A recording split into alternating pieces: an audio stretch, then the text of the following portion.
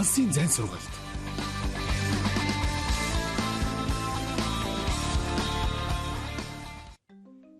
Сайн байцгаана уу үзэгчдээ? Та бүхэнд энэ өдрийн мэндийг хүргэе. Хятад хэлний анхан шатны хичээл эхлэхэд бэлэн боллоо. Үгийн сангийн өмнөх хичээлээрээ бид шинэ хичээлийн уйлалт гэсэн сэдвийн хүрээнд шинэ үгсийг хамтдаа сурсан. Үдсэн хичээлээ эргэн нэг санацгаая. 我们明天开学. Бид маргааш хичээлээ эхлүүлнэ. 介绍汉语学院. Хятад хэлний дээд сургуулийг танилцуулах. 我学习美术专业. Бид дүрслэг урлагийн мэргэжлэр суралцдаг. Гэх мэт үсээ үзсэн билээ. Ингээ үгийн сангийн анхан шатны 8 дахь хичээл эхэлж байна. Өнөөдрийнхөө хичээлээр бид гэр бүл гэсэн сэдвийн хүрээнд шинэ үгсийг хамтдаа сурах болно. Та бүхэн хичээлд идэвхтэй оролцоорой.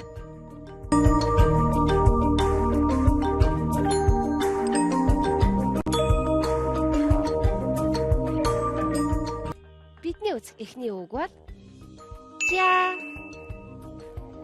Жа гэр гэсэн утгатай нэр үг ба компани байгууллагын тоолго үг байна.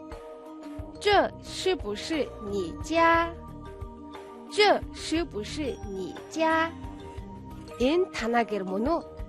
Энэ жишээнд орсон жа гэдэг үг гэр гэсэн нэр үгийн үргээр орсон байна. Дараагийн жишээг харцгаая.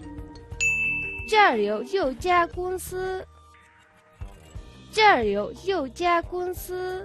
гэдэг нь ам гэсэн утгатай ба хүний тоотлого үг болдог.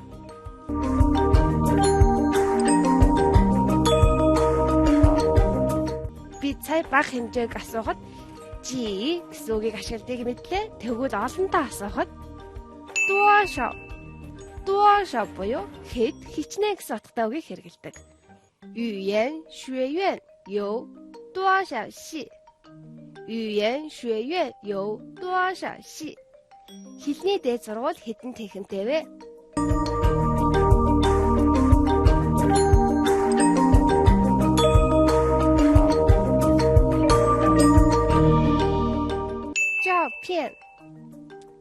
照片 гэрэл зураг. 看一下就是他照片. 看一下就是他照片. Хардаа энэ бол түүний гэрэл зураг.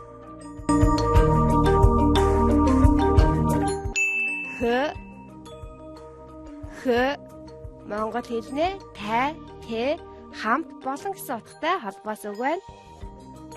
那是我爸爸和妈妈. 那是我爸爸和妈妈. Тэр бол манай аав ээж байна.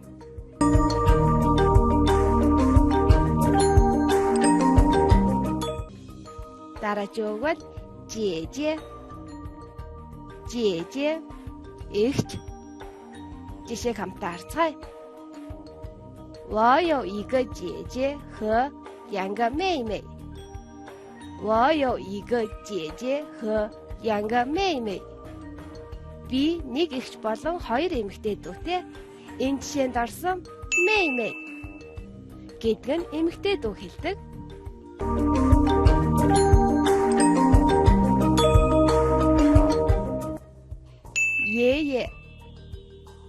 爷爷 аав яа буюу өвөө. 我爷爷是律师. 我爷爷是律师. Манай өвөө өмгөөлөгч. Энэ жишээнд орсон律师гэдэг нь өмгөөлөгч гэсэн утгатай нэр үг байна.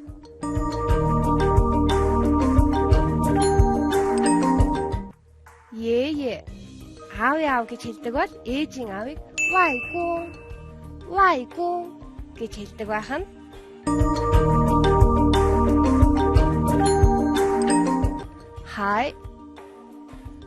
Хай бас хараахан өөр гэсэн утгатай. Хайши эсвэл гэсэн утгыг илэрхийлдэг.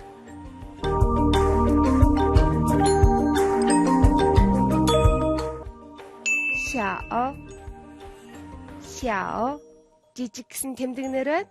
Эсвэргээрээ да том гэсэн утгатай жишээг хамтдаа харъя.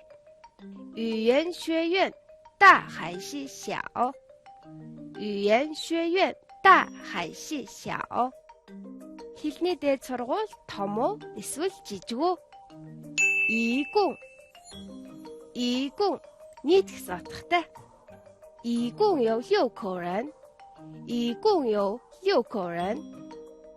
Ам бол нийт 6. Дараагийн үг бол 当然 мэдээж гэсэн утгатай үг байна. 当然去游泳. 当然去游泳. Мэдээж сэлэхээр явна.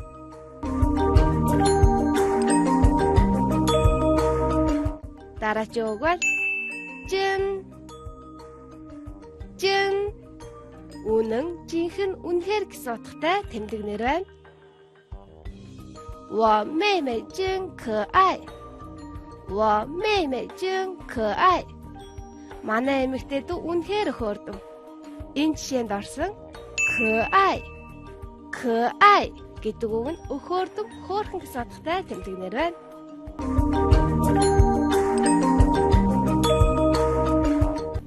Дараагийн үг бол 做 хийх гэсэн утгатай үйл үг. 你爸爸做什么工作? 你爸爸做什么工作? Танай аав ямар ажил хийдэг вэ? 工作 гэдэг нь ажил гэсэн утгатай нэр үг. Дараагийн үг бол 喜欢 дуртай, таалагдах гэсэн утгатай үйл үг. 他喜欢打球. 他喜欢打球. Тэр бөмбөг тоглох дуртай. Ингээ өнөөдрийнхээ шинэ үгсийг үзэж дууслаа. Одоо бүгдээрээ үзсэн шинэ үгсээ өгүүлбэрт хэрхэн хэрэглэхийг харцгаая. Эхний өгүүлбэр бол 你们家有几口人? 你们家有几口人? Танайх ам бол хэдвэ?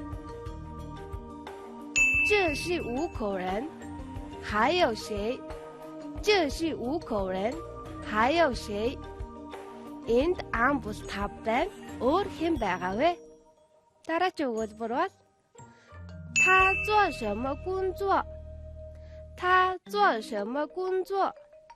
Тэр ямар ажил хийдэг вэ? 你们外语系有多少老师? 你们外语系有多少老师? Танай гадаад хэлний танхим хичнээн багштай вэ? Дараагийн өгүүлбэр бол 外语系一共有18个中国老师. 外语系一共有18个中国老师. Гадаад хэлний танхим нийт 18 хятад багштай. Одоо бүгдээрээ үдсэн шинэ үгсээ баталгаад хамтаа нэгэн дасгал хийцгээе. Өгөгдсөн үгсийг ашиглаад дараах өгүүлбэрийг нөхөөрэй. Өгөгдсөн үгс нь 可爱 工作 照片 多少 一共 几 Ингээд дасгалаарцгаая. 这是不是你家? 我妹妹真. 你们外语系有老师. 那儿有6口人. 你爸爸做什么? 你们家有口人.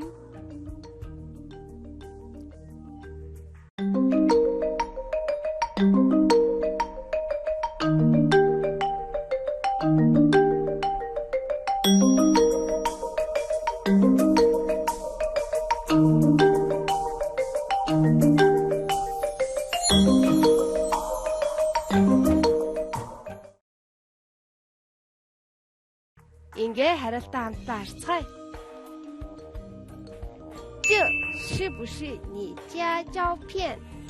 Энэ танаа гэрийн гэрэл зураг мөн үү?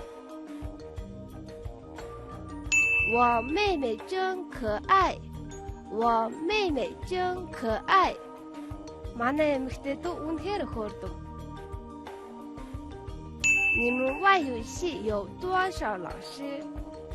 你们外语系有多少老师?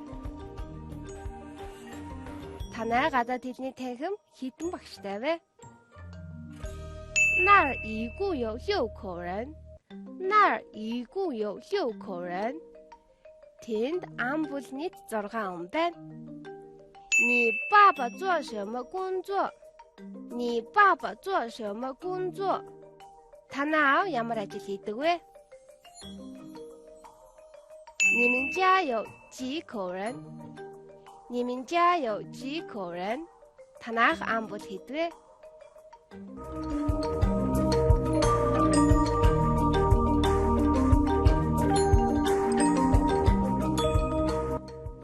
Ингээ хамтдаа дасгалынхаа хариуг харлаа.